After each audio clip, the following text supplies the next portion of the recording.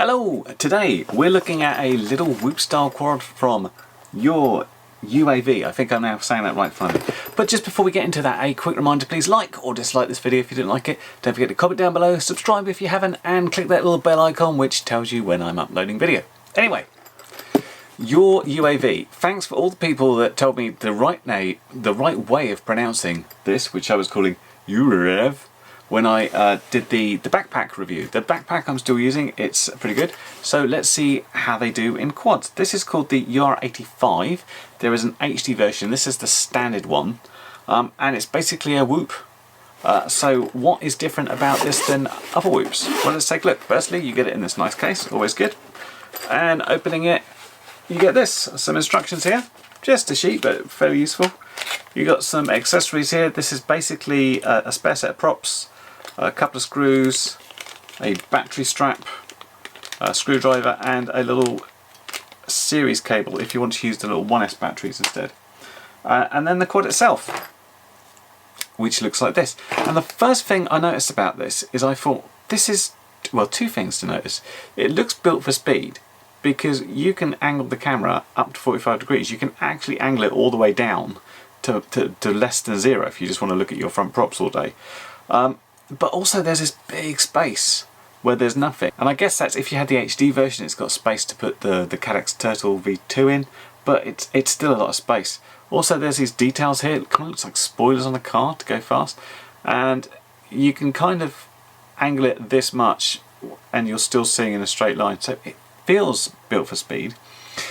All looks a little bit different as well compared to many of the regular whoops. I mean, we haven't got particularly big motors. These are 0805s, but we've got these three-bladed props which look a bit different than the sort of normal, sort of chunkier four-bladed ones. I don't actually know how big these are. It didn't specify, and it doesn't seem to be written anywhere on the props. They are just push fit. Now, the other interesting thing is when you look at the battery, because I expected it to be a 2S. This is actually a high voltage 300 mAh 3S battery. So it's really, it must all be about speed, mustn't it? So a few more specs on it. It's got the little Cadex EOS 2 again, which seems to be really popular in all these little whoop style quads. Got the crazy BF4 flight control again, and this has got the inbuilt SPI receiver, the FreeSky version, which never gives amazing range, but is at least easy to do things with. Here's the little normal tiny antenna you got just sticking out, and the battery almost completely wipes it out. So I'm slightly worried about that, but we'll see how that goes. Got a 4-in-1 5 amp ESC which can run D-Shot600, all quite normal so far. VTX can be 25 milliwatts or 200 and uses smart audio, and weighs about 42 grams without the battery and 68 grams with this one. As I said, it comes with a battery strap, presumably for people that want to convert this in some way, although it's not actually clear how you do that, because you've got this normal cage thing again which you shove the battery through, and if you put that round there, then I have the feeling that's not what it's going for, but maybe you have to snip away if you want to do that. Well, looks pretty interesting so far. Let's have a quick look on Betaflight and get it bound up, and we can charge up and start taking it for flying. We'll obviously do an indoor flight with it first. It's a reasonable size for indoors, and obviously 3S is going to be possibly crazy powerful, so I might have to tune that down. It might be a case of this is your racer for I mean, this is how it looks to me. It looks like it wants to go fast. Maybe it's for racing around the sports hall type courses, doing some outside, just thrashing around, but let's find out and see, shall we? Well, I did plug it into Betaflight, and then I instantly unplugged it because I noticed this. A UFL connector with nothing plugged in, which is of course where the antenna for the VTX should go. I don't know how I noticed this before. I took photos of it, I used it in close-up, and then I've just noticed it's not there. So where was it? I checked the packaging, I checked the little case it was in, and nothing's there. So it's not like it fell off or anything, it just was never there. Fortunately, I had a spare, which I've connected here. Often people won't have spares, and this is possibly not the nice fit for it, but that's what we have to do.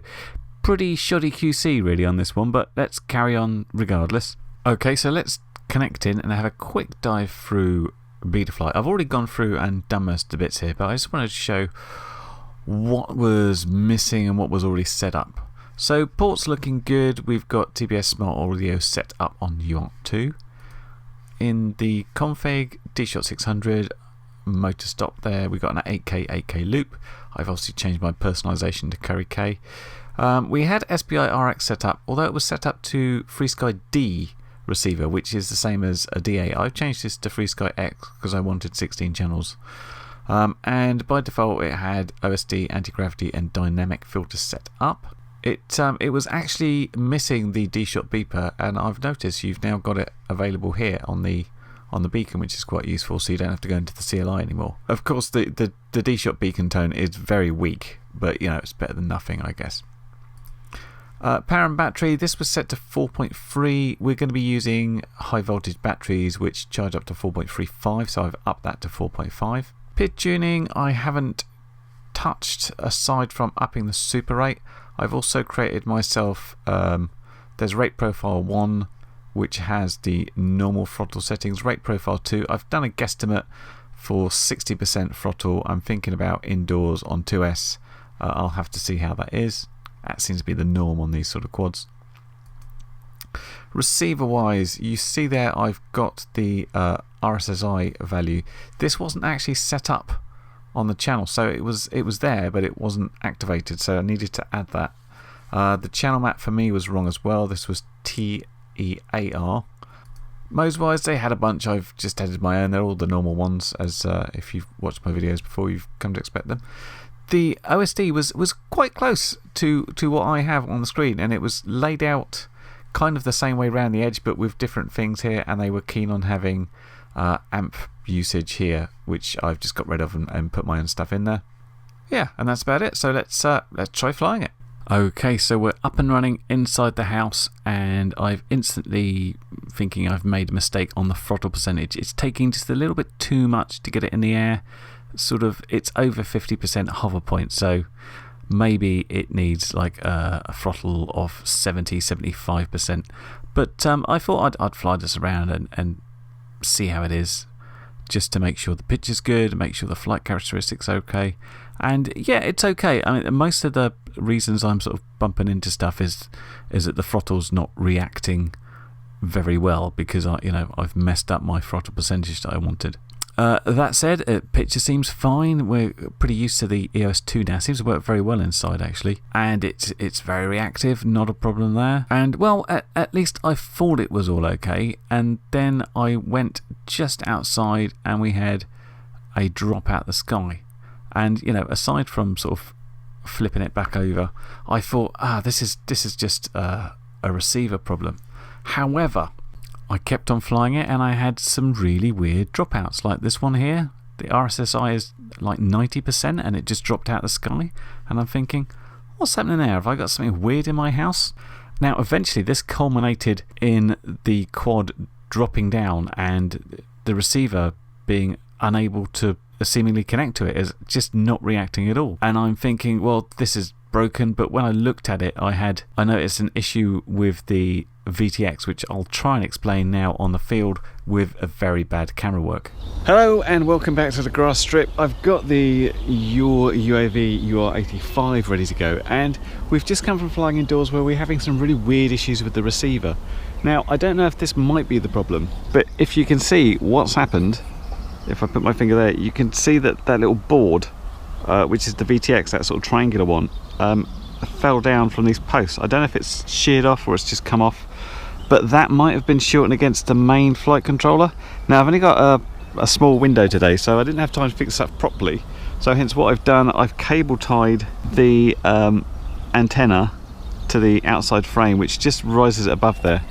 But we'll know pretty quickly if it's a problem, because it was dropping out the sky or air fairly quickly and fairly regularly. Yeah, I couldn't tell what the problem was specifically, but I thought I'd try it out here, and if need be we'll have to go back and do some more investigation in the problem.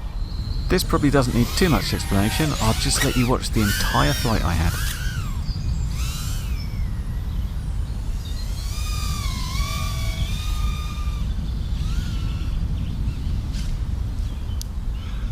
Well, the quick answer to that is it's definitely got some sort of receiver issue there. It was fail-safing stage 1 and just sort of gliding around. I was trying to bring it back around and it went down there.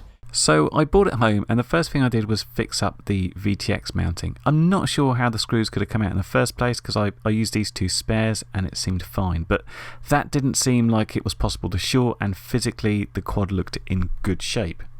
Well, I wondered if the tiny antenna might be the problem, so what I did is I bound it to my X9D, which had a decent external antenna, and thought I'd try it there. One really weird thing is when I looked at the receiver tab, I noticed that the RSSI had disappeared. So if you see it on the 49%, this is because it just sat there at 1500. So I took it down and I flew it outside the house, and I tried to do the same thing, and lo and behold, it fell out the sky again. So it wasn't that. The other thing I noticed whilst in Betaflight is that the CPU load was around the 35-36%. Back in this one it was only 31 when I filmed it. But I thought, that's really high. Is this something to do with the fact that the board is running everything? It's running the ESCs, it's running the receiver, it's running an 8K loop. So I thought about dropping that down to a D8, and I actually had a look on GitHub, and I seemed to find some evidence that showed that there was issues running D16 on these little boards if you've got everything else turned on, and that dropped the port utilization by about 5%, and I could have gone a little bit further and dropped the loop time to like 4K or something like that, but I thought I'd give it a go, still using the X9D on D8 mode. And as you can see, everything seemed fine. We're able to go outside, nothing dropped to the sky. Again, we don't have RSSI in this mode, but we've got telemetry, and we didn't get any telemetry warnings. I don't know how I still managed to crash into something at this speed. But yeah, I flew around the house. I checked it in all parts of the garden, and that seemed fine. So then I reconnected my X-Lite and tried that in D8 mode. Now at this point I'd actually already done one flight from my office upstairs, but I thought I'd recreate the original situation of sitting downstairs in the lounge and flying outside where it sort of went wrong. And I tried to do the worst things possible here. So I went down this side alleyway where you can see that the VTX struggles because we've got a great big thick exterior wall there, and we're getting no issues at all. And what I've done, I've just got rid of the RSSI for now because it's just sat on 49% and moved my OSD around.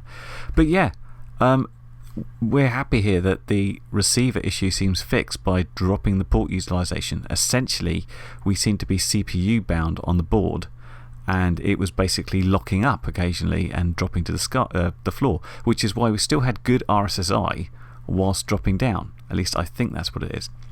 Anyway, weird, but this is good enough for me to take it outside. And I'm flying, by the way, inside on 3S, where that 60% is maybe a little bit low. It could have done with being maybe 50% on 3S, but it's quite flyable indoors. Well, here we are back again. We've got the little UR85 fixed up and on D8, so hopefully it's going to work this time. We're going to crank the angle of the camera right up. We're going to see if it holds up to the reception, and see if we can get any speed from it.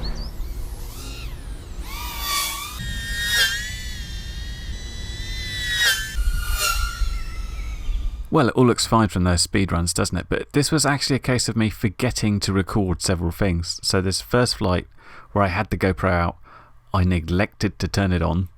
And I even landed to come in and adjust the camera angle to its maximum so I could get some runs on it, and it wasn't recording all that time, which was annoying. So I'm switching now to that second flight on the first battery, which has the camera angle adjusted all the way up, just to show you what the sort of speed runs look like. And you kind of feel like, actually I need a little bit more camera angle, but in flying the quad feels pretty good. It doesn't have any washout that I can feel because it has that 3S battery and there's a lot of power in there. There's no problem pulling out of stuff. You can do acro type maneuvers and fly around quite happily. Now, as far as the range of the receiver goes, it's pretty good. I noticed there was a big difference in the range behind yourself to in front of yourself, which shouldn't be a surprise to many people, but quite often in a sort of decent XM Plus receiver or anything, it doesn't really affect you. But going behind myself, that's where I start to get a telemetry warning. But going in front, I could pretty much get all the way to the end without a problem. Now, this first battery, where it was just speed runs, actually ended up being interesting, to say the least, because I was messing around, doing some things over the trees, and I sort of put in a little flip here and landed in this tree. Now, my instant thing here was, what tree is that then? Because, of course, this thing's tiny. I knew it was behind me somewhere. I didn't want to go back through the DVR to try and find it. But with that little D-shot beef, you know, you'd be more likely to hear a mouse farting in your neighbour's backyard with your stereo up in your room than hear this D-shot beef when it's up in a tree. So what I actually just decided to do is just blip the throttle, see if I could get it out, because these little whoops, when they fall into a tree, they normally sort of hold on their ducks rather than the props themselves. And I could see here in my goggles that I'd managed to get all the way to the ground, and I was able to easily find it again with the model finder in the rapid fire module. So I'd mentioned that this was a day of neglecting to record stuff, and in that very first flight I didn't get the GoPro recording. This is my second flight. In the third flight I didn't record the DVR. The third flight I was using as kind of speed, going sort of round a little makeshift circuit round some trees to try and show how fast this was. But fortunately I don't think it misses anything too much. This is flight number 2. And in this, I'm sort of doing some speed runs because I've got the GoPro going, and I'm doing some distance checks to see how far I can get in front of myself, and I'm doing sort of, you know, little bits of acro around the trees, not put off by it landing in the tree. There was no issues, and just seeing how it feels, because as a little tiny acro thing, it actually feels pretty good. The ducks aren't getting in the way too much. There's quite a lot of power available with the 3S battery. I mean, it's not ballistic when you do a punch out, but it's not bad either. Power loops feel okay, although I tend to go off centre on this one. I don't know if this is the wind pushing me over slightly and the ducks acting like a little bit of a sail. I felt I was going in a straight line, but all the times I did it when I was coming down, I felt I was slightly off centre. So yeah, I'm getting absolutely no signal problems, which is a great relief after all the hassles of trying to use normal D16 mode as I had on everything else. And as I said before, the washout situation coming out of dives, don't see any at all, which is great news. And this is me just checking the range on the receiver. See, I'd already said that going behind myself I'd got telemetry low, but going in front, no problems at all. I can get all the way to the end. I was doing it quite slowly because I was like, oh, what if I then turn around and then I lose telemetry? So yeah, you can get all the way to the end. I got a telemetry warning when I was flying very low down here, but flying, you know, up above only sort of 6-10 feet seems absolutely fine. So that's plenty of range for one of these little things for just messing around and stuff. That's all good. Now, after I did the third flight, I did try and go back and attempt to do the little speed circuit using the battery that I'd already used and the one that was in the tree. I thought maybe there's a little bit more in it, but the answer to that was no, not unless you really want to merge your batteries.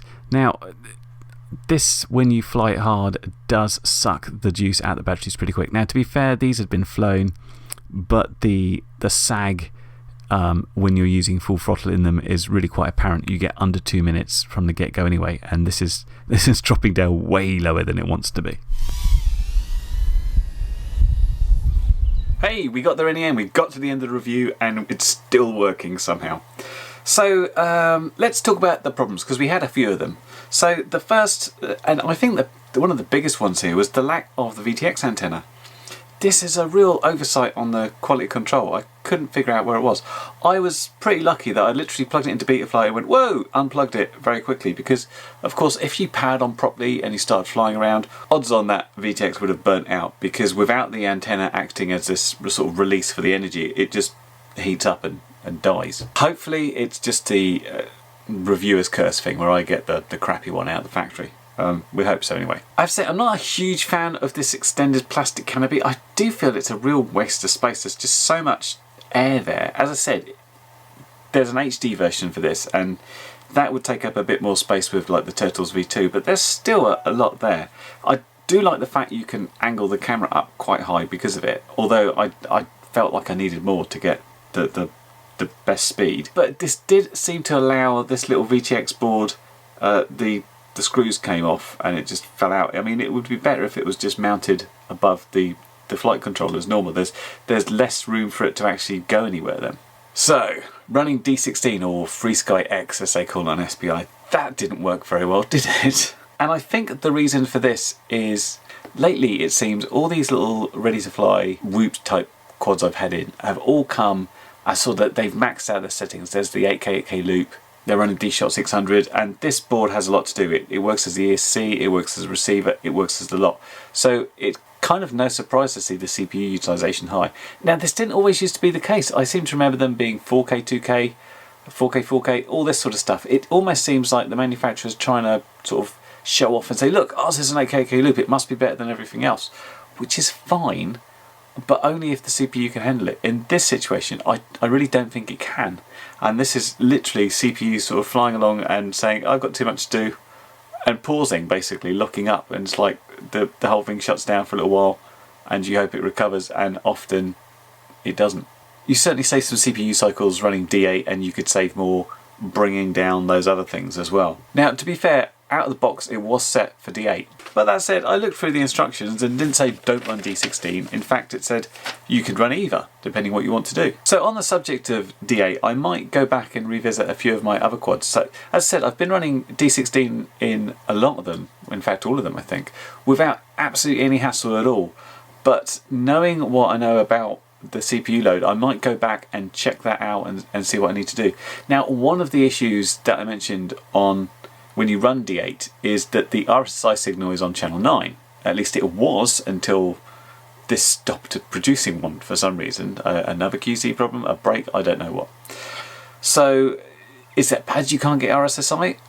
Now recently I did a video about binding using these SPI receivers in D8 mode if you've got an LBT radio, and I said about like, oh, you lose RSSI because it's on channel 9, and somebody quite rightly reminded me on the comments that you could of course push the telemetry signal back to the quad on a channel and use that as RSSI. It's a slightly different way of getting it, but it's still quite valid, and I'd overlooked that completely. I mean, the problem with this one is that I'd already used all the channels, so I'd had 8 channels set up for various things. But what I might do is go back and rejig my modes, rejig how my channels work and my switches work, so I've always got channel 8 spare to push the RSSI signal down if I want it, because I do like knowing if my signal's starting to drop off. I'd prefer to know if it's going down gradually rather than just hearing like telemetry critical or something.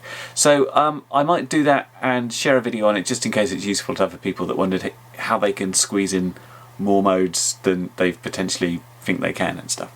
Anyway, back to this quad. In terms of its flying, I thought it flew pretty well. I got it going around a house on 3S reasonably well.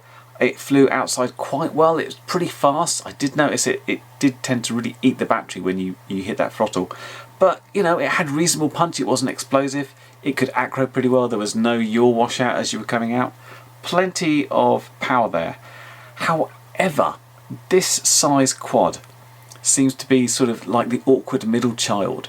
So back when we sort of looked at things like the Modular 7, which I think is still my favourite of the Whoops, it was essentially an indoor quad which was sort of ramped up a bit so it could do some stuff outside.